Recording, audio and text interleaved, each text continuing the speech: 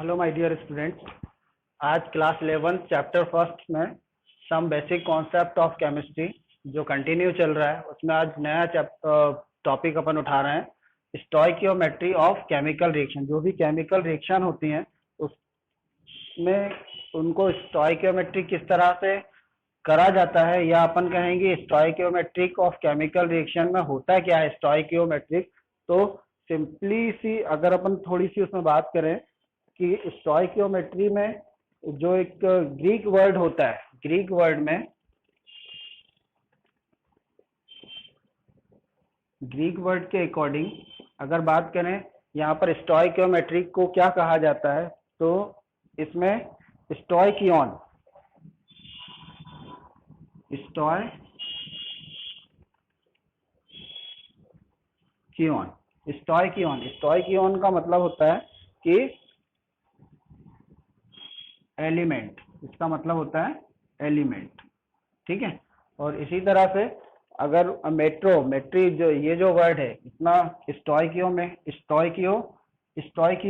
इसको एलिमेंट कहा जाता है, और मेट्री मतलब इसका मतलब ये हुआ मेट्रॉन, है ना, मेट्रॉन। और इसकी मीनिंग होती है मेट्रॉन की मेजर। तो यहाँ पर क्या हो गया एक तरह से कि जो किसी भी केमिकल रिएक्शन में जो एलिमेंट होते हैं, तो नंबर ऑफ एलिमेंट जो होते हैं उनको मेजर करा जाता है ना, उस वही कहलाती है स्टोइकियोमेट्री, ठीक है। अब ये तो ग्रीक वर्ड के अकॉर्डिंग इसकी मीनिंग हो गई। एक्चुअल में स्टोइकियोमेट्रिक होता क्या है, उसको किस तरह से अपन डिफाइन कर सकते हैं, तो उसको सिंपली अपन इस तरह से डिफाइन करेंगे।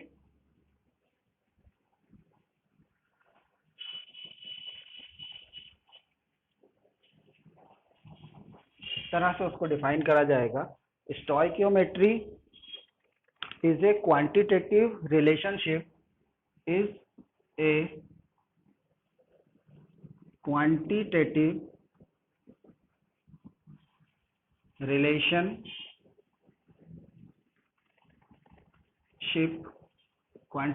relationship between reactants and products, between reactant and product, ठीक है। मतलब स्टोइकियोमेट्री क्या होती है, एक तरह की क्वांटिटेटिव रिलेशनशिप होती है किसके बीच में, रिएक्टेंट और प्रोडक्ट के बीच में, कि कोई रिएक्टेंट कितना प्रोडक्ट फॉर्म कर रहा है ना। अब ये उसके बीच में क्या हो गई, एक तरह से रिलेशनशिप हो गई, और इसी को क्या कहते हैं अपन, स्टोइकियोमेट्री। अब यहाँ पर अपन जो बात करते हैं कि जो लॉ होता है according to law of conservation of mass. अब इस लॉ के अकॉर्डिंग क्या होता है, इस लॉ के अकॉर्डिंग क्या होगा कि total number of total mass of reactant equals to क्या होगा, टोटल मास ऑफ प्रोडक्ट। ये इस लॉ के अकॉर्डिंग होता है, और इसी के अकॉर्डिंग क्या होता है, कोई भी रिएक्शन क्या होगी, बैलेंस रिएक्शन कहलाती है ऑफ प्रोडक्ट, ठीक है। अब इस लॉ के अकॉर्डिंग तो ये पॉइंट आपको ये ध्यान में रखना है कि टोटल मास ऑफ रिएक्टेंट या total number of reactant equals to total mass of product या टोटल नंबर ऑफ प्रोडक्ट। ये होता है according to law of conservation of mass. अब यहाँ पर क्या होगा कि अगर अपन बात करें तो कोई भी रिएक्शन इस लॉ के अकॉर्डिंग क्या होना चाहिए, बैलेंस्ड होना चाहिए। जैसे फॉर एग्जाम्पल अपन कोई रिएक्शन लिखे यहाँ पर, अब मैं इसको इरेज कर रहा हूँ, है ना। यहाँ पर अपन ने एक रिएक्शन लिखी हुई है। अब इस रिएक्शन को आपको देखना है कि इस लॉ के अकॉर्डिंग वो रिएक्शन क्या होगी, बैलेंसिंग होगी या नहीं होगी, किस तरह से उसको करा जाएगा, है ना।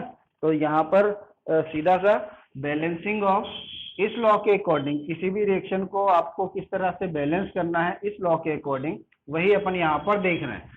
जैसे मैंने यहाँ पर लिख दिया balancing of chemical reaction, balancing of chemical reaction. अब balancing of chemical reaction means क्या हुआ कि आपको किसी रिएक्शन को किस तरह से बैलेंस करना है। तो उस कंडीशन में आपने फॉर एग्जांपल यहाँ पर ले लिया H2 प्लस O2 गिव्स, अब क्या देगा, ये वाटर देगा H2O। अब यहाँ पर देखो इस टाइप की जो इक्वेशन है, इससे अब ये यहाँ पर नंबर ऑफ रिएक्टेंट और नंबर ऑफ प्रोडक्ट में जो भी एटम या एलिमेंट हैं उनको अगर आप देखेंगे तो आपको इस लॉ के अकॉर्डिंग क्या है, ये अनबैलेंस है। इस लॉ के अकॉर्डिंग ये इक्वेशन जो है अनबैलेंस है। और इस टाइप की इक्वेशन को क्या कहा जाता है, स्केलेटन इक्वेशन। स्केलेटन इक्वेशन है ना, स्केलेटन इक्वेशन। अब जब इसको आप बैलेंस करेंगे, फॉर एग्जाम्पल अगर अपन यहाँ पे लिख दें आफ्टर बैलेंसिंग, तो बैलेंसिंग करने के लिए आप क्या कर रहे हो इसको, अब यहाँ पर आपने हाइड्रोजन को देखा, हाँ हाइड्रोजन 2 है और यहाँ पर ऑक्सीजन 2 है, यहाँ पर 1 है। तो इस कंडीशन में अपन क्या करेंगे, H2 प्लस O2, और यहाँ पर क्या हो रहा है, नंबर ऑफ, अगर इसको बैलेंस करने के लिए, ऑक्सीजन को बैलेंस करने के लिए यहाँ पर 1 है, तो H2O2 तो लिखाएगा नहीं क्योंकि हाइड्रोजन पर ऑक्साइड तो इसमें बनता नहीं है, H2O और इसके आगे आप क्या लगा देंगे 2, तो ये बैलेंस हो गया। लेकिन हाइड्रोजन क्या है, यहाँ पर हाइड्रोजन तो 2 ही है, मतलब यहाँ पर हाइड्रोजन कितने हो गए, 4 हो गए। अगर फिर आप देखें तो अभी भी रिएक्शन क्या है, अनबैलेंस है। इस टाइप की जो रिएक्शन होती है, इस टाइप की जो रिएक्शन होती है उसको कहा जाता है पार्शियल बैलेंस्ड इक्वेशन। इसको क्या कहा जाएगा, पार्शियल बैलेंस्ड इक्वेशन। अब इसको अगर और आगे, अब फिर से इसको आप क्या कर रहे हैं, बैलेंस कर रहे हैं। अब यहाँ पर हाइड्रोजन 4 है, यहाँ पर 2 है, तो आप क्या करेंगे, H2 plus O2 twice H2O। यहाँ पर बैलेंस करने के लिए अपना हाइड्रोजन को बैलेंस करना पड़ेगा, तो यहाँ पर आपने क्या लगा दिया, 2 लगा दिया। अब दोनों तरफ आप देखो कि नंबर ऑफ हाइड्रोजन 4 है, यहाँ पर भी 4 है। नंबर ऑफ ऑक्सीजन यहाँ रिएक्टेंट साइड में 2 है, ये 2 हो गए। तो इस, अब ये रिएक्शन क्या हो गई है, बैलेंस हो गई है। तो इस टाइप की रिएक्शन को क्या कहा जाएगा, बैलेंस्ड रिएक्शन, बैलेंस रिएक्शन, या इसको कहेंगे molecular reaction, molecular reaction. Clear. तो यहाँ पर मैंने अभी आपको बताया कि जब आप रिएक्शन को बैलेंस करते हैं तो उस कंडीशन में आपको कितने टाइप की इक्वेशन मिलेंगी, स्केलेटन इक्वेशन या अनबैलेंस इक्वेशन भी कह सकते हैं उसको। और जब उसको आप बैलेंस करना शुरू करेंगे तो उस कंडीशन में आपको पार्शियल बैलेंस्ड इक्वेशन या पार्टली बैलेंस्ड इक्वेशन भी कहा जाता है उसे, हाँ। और एट लास्ट आपको क्या मिल जाएगी, जब कंप्लीटली आप उस रिएक्शन को बैलेंस करेंगे तो बैलेंस रिएक्शन आपको मिलेगी, या उसको अपन कहते हैं मॉलिक्यूलर रिएक्शन। अब देखो यहाँ पर इस तरह से जो बैलेंस करा हुआ है ना। अब इसको जो मेथड होते हैं इसको बैलेंस करने के, तो 2 टाइप के मेथड होते हैं किसी भी केमिकल रिएक्शन को बैलेंस करने के लिए। वही, अब ये जो इक्वेशन को बैलेंस करा हुआ है, अब इसमें क्या मेथड यूज हुआ है ये अभी आपको वैसे ही समझ में आ जाएगा, है ना।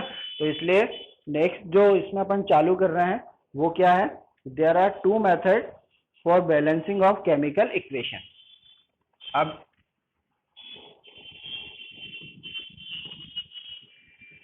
इसको मैं इरेज कर रहा हूं, है ना। इस तरह से किसी भी रिएक्शन को क्या करा जाता है, बैलेंस करा जाता है। अब there are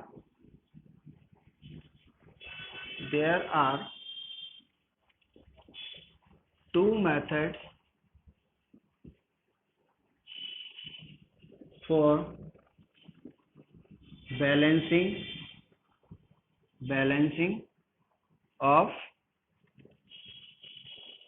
chemical reaction, balancing of chemical reaction. अब वो उसमें मेथड क्या होते हैं, तो फर्स्ट जो मेथड होता है ना, उसको कहा जाता है hit and trial method. Hit and trial method, hit and trial method. और सेकंड वाला जो मेथड होता है उसको कहा जाता है पार्शियल इक्वेशन मेथड, है ना, उसको कहा जाता है पार्शियल इक्वेशन मेथड। और पार्शियल इक्वेशन मेथड कह लें या उसको कहा जाता है स्टेप इक्वेशन, जिसमें आपको क्या मिलेंगी, स्टेप, जो जिसमें आप रिएक्शन को क्या करते हैं, स्टेप वाइज बैलेंस करते हैं। और हिट एंड ट्रायल मेथड, जैसा नाम से ही आपको समझ में आ रहा है, हिट एंड ट्रायल मेथड में फटाफट रिएक्टेंट और प्रोडक्ट साइड के जो एटम्स या एलिमेंट्स जो होते हैं उनको दोनों साइड बैलेंस करने के लिए फटाफट उसमें नंबरिंग लिखी जाती है ना, और किस तरह से उसको बैलेंस करा जाता है तो फटाफट करा जाता है, इसलिए इसको अपन क्या कह रहे हैं, हिट एंड ट्रायल मेथड। और पार्शियल इक्वेशन मेथड में क्या होता है कि पार्शियल इक्वेशन मेथड में आप स्टेप वाइज उसको बैलेंस करते हुए जाते हैं और लास्ट में आपको क्या मिलता है, एक नेट रिएक्शन मिलती है ना, वो किस तरह से, वही सब अपन इसमें देखेंगे, है ना। तो फर्स्ट जो है इसमें हिट एंड ट्रायल मेथड, आज मैं अभी आपको बता रहा हूँ हिट एंड ट्रायल मेथड। अब हिट एंड ट्रायल मेथड क्या होगा,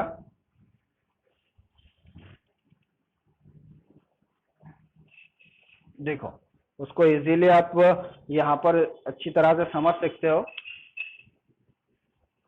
हिट एंड ट्रायल मेथड, अब हिट एंड ट्रायल मेथड में यहाँ पर उसको डिफाइन करने से तो कोई मीनिंग है नहीं है ना, उसको सीधा आप एग्जाम्पल के तौर पे आप उसको समझो कि एग्जाम्पल के अकॉर्डिंग किस तरह से समझ सकते हैं अपन। अब जैसे फॉर एग्जाम्पल यहाँ पर एक इक्वेशन लिखी हुई है, N2 plus H2 gives NH3, ये रिएक्शन है, इसको आपको इस मेथड के अकॉर्डिंग क्या करना है, बैलेंस करना है, हिट एंड ट्रायल मेथड के अकॉर्डिंग। तो उसमें आप क्या करेंगे, सबसे पहले जो भी दिया हुआ है ना, आप मान लो आप, चलो आपने फर्स्ट स्टेप में क्या करा, फर्स्ट बैलेंसिंग ऑफ नाइट्रोजन, है ना। अब यह अपन यहाँ पे लिख लो नाइट्रोजन, है ना, nitrogen balancing first, nitrogen balancing first. अब यहाँ पर सबसे पहले आप किसको बैलेंस करेंगे, नाइट्रोजन को बैलेंस करेंगे। तो रिएक्शन देखें आप, यहाँ पर क्या है, नाइट्रोजन 2 है और यहाँ पर प्रोडक्ट साइड में नाइट्रोजन 1 है, तो आपकी रिएक्शन क्या हो जाएगी, N2 plus H2 gives twice NH3। अब ये रिएक्शन बन गई है। अब इस रिएक्शन में मैंने अभी आपको बताया था कि इस टाइप की रिएक्शन क्या कहलाती है, ये वाली रिएक्शन तो स्केलेटन इक्वेशन हो गई, ये वाली रिएक्शन क्या हो जाएगी, इसको कहेंगे पार्टली या पार्शियल बैलेंस इक्वेशन। अब सेकंड में अब क्या हो रहा है, यहाँ पर नाइट्रोजन को तो आपने बैलेंस कर दिया, लेकिन जैसे ही नाइट्रोजन को बैलेंस कर रहा है तो हाइड्रोजन क्या हो गया, अनबैलेंस हो गया। यहाँ पर हाइड्रोजन 2 है और ये जो हाइड्रोजन है ये क्या है, 6 हो गए, है ना। तो सेकंड में आप क्या करेंगे, hydrogen hydrogen balancing, hydrogen balancing second. अब सेकंड टाइम में आप क्या कर रहे हो, हाइड्रोजन को बैलेंस कर रहे हो। जब हाइड्रोजन को आप बैलेंस करेंगे तो उस कंडीशन में जो रिएक्शन होगी, अब ये क्या रिएक्शन है, ये वाली रिएक्शन को आप लिखो यहाँ पर N2 plus H2 gives twice NH3, ठीक है। अब इसको आप बैलेंस कर दो, यहाँ पर 3 हाइड्रोजन कितने हैं, 6 है, तो यहाँ पर अगर आप 3 लगा देते हैं तो ये 3 2 जा 6। अब ये वाली जो रिएक्शन हो गई ये क्या हो गई, बैलेंस इक्वेशन। यहाँ पे फिर से लिख देता हूँ, ये वाली क्या हो गई है, स्केलेटन इक्वेशन। ये वाली जो इक्वेशन है पार्शियल बैलेंस इक्वेशन, और ये वाली क्या हो गई, बैलेंस इक्वेशन, ठीक है। तो इस तरह से फटाफट नंबरिंग करके रिएक्टेंट और प्रोडक्ट साइड में जो होता है उसको लिखा जाता है। इसी मेथड को क्या कहते हैं, hit and trial method. Clear. इसके बाद जो सेकंड आता है वो होता है partial equation method. Next video में अपन उस पर डिस्कस करेंगे पार्शियल इक्वेशन मेथड के अकॉर्डिंग किस तरह से किसी भी रिएक्शन को बैलेंस करा जाएगा।